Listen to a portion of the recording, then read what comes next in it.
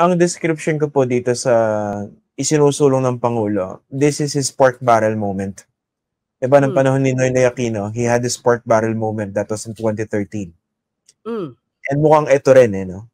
Ito naman yung moment ni President Marcos. And I don't know whether you agree with me, immense yung pressure. Kasi kung pork barrels ka man pinag-uusapan natin, if I'm not mistaken, nasa 10 billion pesos lang yun eh. Pero at that time, that was very scandalous. Pero ngayon, hindi pa natin alam kung ano yung ceiling ng mga kinurakot nitong mga magnanakaw na ito, hindi po ba? Kung pwede nga lang yung greed ng isang magnanakaw na politiko, no? Kumbaga, akma sa inflation, pero hindi. Exponential yung pagnanakaw nila, no? Diba? At rin nga, yung nakakaramdam ba ng pressure dito yung Pangulo na this is my pork barrel moment and I need to show tangible results dito.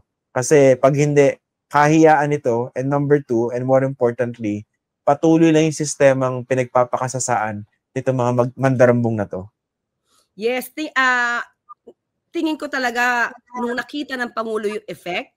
Siyempre, alam mo ganito yan, Christian, for the past 3 years, hindi pa nakita ng Pangulo kung gaano ito kalala.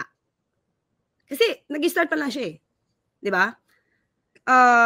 Nung nakita niya na sobra na yung effect, abay, kailangan kalusin to. At doon siya nagsimula na magpa-imbestiga anong nangyari sa flood control projects. Siyempre kasi, Christian, ang report sa kanya, ito, completed na. Yung pala, nasaan na? Bakit ganito? Ba't walang effect? Diba? So, kaya ang inuna niyang pa-imbestigahan, Christian, yung party pa lang niya, 3 years. The problem is, or the issue now is, hindi lang pala yung ngayon sa kanya. Nag-start pa pala ito sa mga nakaraang administrasyon. Oo nga. Pag yung mga contractor noon, pero kahit ghost projects noon, wala palang naging resulta para masawata. So ngayon lahat bumagsak sa Pangulo yung issue, kaya ngayon talaga double time ang Pangulo para maayos ito. Para sa taong bayan. Diba? In the meantime, parang pinagmumukhang mga santo naman yung mga Duterte kasi parang sila walang kabahid-bahid ng korupsyon pagdating dito sa flood control. Kasi kung pakikinggan natin yung revelasyon nitong mga diskaya na pinipilit na mga katulad ni Marcoleta na makapasok sa Witness Protection Program, sabi nila, yung kanilang mga isiniwalat 2022 onwards lang. Kumbaga ano nangyari sa 2016 to 2022. So anong tingin niyo ron? Kasi parang ganun yung pinalalabas ng mga DDS no? Parang sila yung mga malilinis dito, walang bahid. Kita nyo na, magnanakaw to mga Marcos, tsaka yung mga kongresista. Pero bigla naging santo. Anong tingin niyo ron? Ito, well, anyway, start natin to. Hindi ko alam kung tingin ko nabanggit ko na sa iyo to. The former President Duterte admitted that he's corrupt. Alam mo ba yon? Yeah, nabanggit niya na yan. Inadmit niya. Okay. Pangalawa, inadmit niya since 2020 na sa panahon niya maraming ghost projects. Pero anong ginawa niya? Nangyari ba itong ginagawa ng Pangulong Marcos ngayon? Wala. Yung mga namayagpag dati na kontraktor, nag-crossover pa sa panahon ngayon. At ngayon lang, nadidiscover na, ay naku, namayagpag na pala kayo noong 2016 pa. So hindi maiiwasan maimbestigahan, and at the same time, Christian, there are allegedly 13,917 completed flood control projects. Ito si dating Pangulong Duterte. Kung may 13,917 na flood control projects noon na completed, but hindi natin naramdaman? Kasi 2022, kapapasok pa lang ng Pangulong Marcos Jr., bumabaha na sa Metro Manila, bumabaha na sa Davao, bumabaha na sa Visayas. So hanapin natin din yung nasa yung 13,917 flood control projects noon.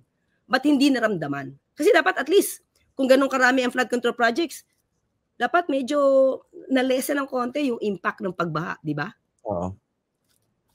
Ang mukhang binaha yung mga bank account sa mga magnanakaw yun lang. Yun lang. Ito pala. Pwede ba kayo dito sa resback ng mga politiko, ng mga kongresista, o even mga senators? Kasi again, wag na po tayo magbulag-bulagan dito sa mga viewers natin. Hindi naman pwede mangyari yung massive corruption na ang involved lang mga contractors tsaka DPWH. Kasi unang-una, sino yung mga nag-insert ng mga pondo na yan, di ba, sa ating national budget? So ang tanong ko po, ready ba kayo dito sa resback? Pwede siyang balikan ng mga kongresista. Baka naman siya ipa-impeach, hindi ba?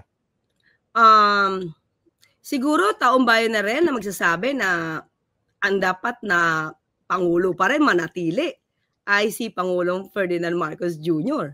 Otherwise, kung may impeach siya, iba na magiging presidente. Yung nagpapatanggal talaga sa Pangulo. Yung nagnanais na mukhang since day one, gusto nang palitan si Pangulong Marcos Jr. Mahirap yun. Iya, kaya nga tinatanong ko sa inyo kanina yung window. Kasi nga, next year, 2026 na. Alam natin na malapit-lapit na yung 2028 eh. Ito mga balimbing na mga politiko na ito, pag naramdaman nila na, teka, medyo palakasan ng palakas yung Sara Duterte, lilipat na doon yan eh. So yung window ng Pangulo to show results, paliit ng paliit. Hindi po ba? Tingin ko yung panahon ngayon at minamadali naman talaga to. Kapag kasi ang puso ng tao gawin yung nararapat, parang itong panahon na to hindi naman siya kukulangin dahil kailangan mabilisan. So, I mean, kailangan at dapat tulungan din tayo ng taong bayan. Kung meron kayo ibang mga ebidensya na nandiyan dyan, ibigay nyo na. Kasi para mapabilis lalo ang trabaho. Diba? Finally, convinced ba kayo na nagsasabi ng buong katotohanan yung mga diskaya sa kanilang testimonya? Well, inanalyze ko na yan kasi nabasa ko yung statement nila. Sabi ko, as a lawyer ulit, kasi tinitignan ko talaga pag ganyan, pag nagko-cross-examination ako, tinitignan ko yung butas. Diba? Hindi ko naman sinasabi nagsisinungaling sila, hindi ko sinasabi na may kulang, na may mali or what. Ang napansin ko lang sabi nila, nag-start sila 2003. Okay? Pero doon sa statement nila, iniwasan nila yung pangbanggit ng 2016.